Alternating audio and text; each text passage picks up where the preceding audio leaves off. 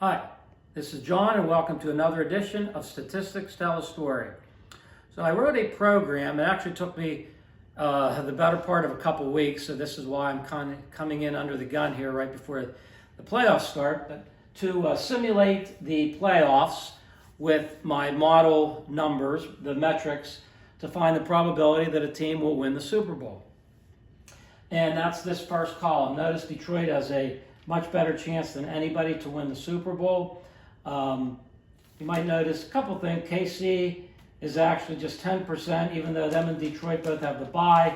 KC, of course, only has to win 3 games, just like Detroit, as opposed to everyone else who has to win 4. But KC, I have as like the 6th best team in football. I've mentioned this during the year. Their metrics just do not reflect as good a team as a 15-2 team might suggest. Here are the converted odds. So in other words, if these model numbers are accurate, these would be fair odds offered by a book. So if you can get something better than that, then assuming this model is fairly accurate, it might be a decent bet. So where would we have equity with reference to this model? We'd actually have some equity on Detroit because, and most of these odds are on DraftKings, you can get plus 285 when it's really plus 225. Slight equity on Buffalo. You have equity on Tampa, on Green Bay, a little bit on the Rams, and actually Houston, last time I checked, they were actually 100-1.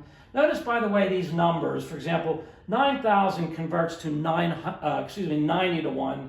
There's actually 100-1 on BetMGM, which is a tiny bit of equity. It should actually be 9,500. But most of these others, I believe. In fact, Tampa shows the most equity. And in fact, I believe last I checked on BetMGM, it's actually 3,000, which is 30-1, when fair odds are 15-1. So if you're thinking of making a Super Bowl bet, that might be a place to look. And notice Pittsburgh, they really fell off. Their metrics, they were really bad the last 4 games of the year. And it's not a surprise as their metrics reflect basically an average team. They also have a really tough path starting with tonight at Baltimore, where I believe my model gives them about a 20% chance of winning. So, okay. Now, I didn't show these numbers earlier, but leading into winning the Super Bowl is going to the Super Bowl, okay? Buffalo actually has a 32% chance of going to the Super Bowl. Tampa Bay has an 11.5% chance of going to the Super Bowl. Why do I mention these 2 teams? Well, the combined probability then of both of them going to the Super Bowl is 0.037. That's just multiplying those 2 numbers. And again, on BetMGM, you can get 50-1. A fair bet would be 26-1. Again, I think there's really good equity there. And then finally, I want to talk about the MVP. There's a little bit of a kind of guesswork here as to not only, of course, do the teams have to win the Super Bowl, at least almost certainly to have a MVP winner, but then you need to kind of get in the minds of who the sports writers might like. Of course, you don't know, the game hasn't been played out yet. They do have a propensity for quarterbacks. I believe in the last 15 Super Bowls, I think 11 have been quarterbacks. There have been 4 wide receivers. No, I think maybe I'm not sure, 2 or 3 wide receivers, because I know there's been at least 1, maybe 2 defensive players. But certainly the majority are quarterbacks. You'll see some wide receivers and defensive players sprinkled in. A running back certainly can win the Super Bowl MVP. I think the last one was Terrell Davis, like 30 years ago, back in the 90s, with the Broncos. But I listed a few that I thought were interesting. Baker Mayfield is 35-1. Again, if my model is accurate, I have them at 15-1 to winning the Super Bowl. Baker would probably be the MVP if indeed they did win the Super Bowl. Along the same lines, Mike Evans, longer shot, but still a Tampa Bay team, is 100-1. Jamison Williams, I circled this one. I think this is probably my favorite of all of them. Detroit has such a good chance of winning the Super Bowl. I mentioned earlier it was like 31%. Certainly there's Gibbs. Certainly there's St. Brown. But you never know when a wide receiver, he might have 130 yards and could be the MVP. Again, these are long shots, right? That's what long shots are, right? They're probably not going to come in.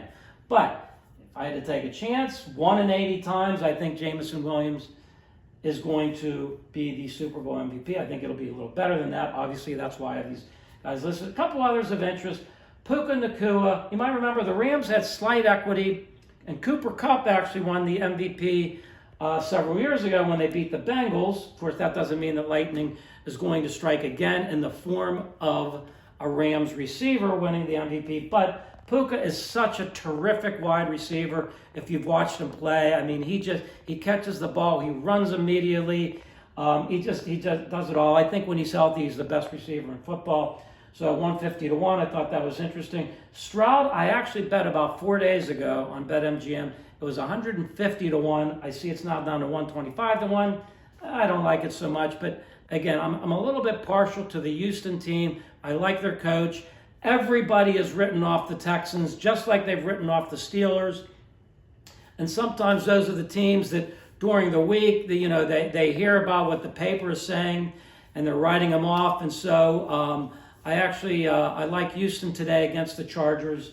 And again, they're a long shot, but kind of interesting. One more I want to mention, Dalton Kincaid for the Bills. Very big long shot, 500 to 1.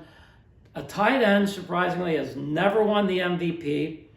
And certainly if the Bills win, it's probably going to be Josh Allen because Josh Allen carries that team. But he's one of the best tight ends in football, number one. Number two, the Bills really don't have a go-to receiver. So, who knows, 500 to 1, it might be worth sprinkling a few dollars on. Anyway, that is all I have here for our playoff situation here in the NFL. I'm looking forward to hopefully some good games coming up in about 40 minutes or so. And I want to thank you for tuning in to Statistics Tell a Story, and I'll see you next time on our channel. Thank you.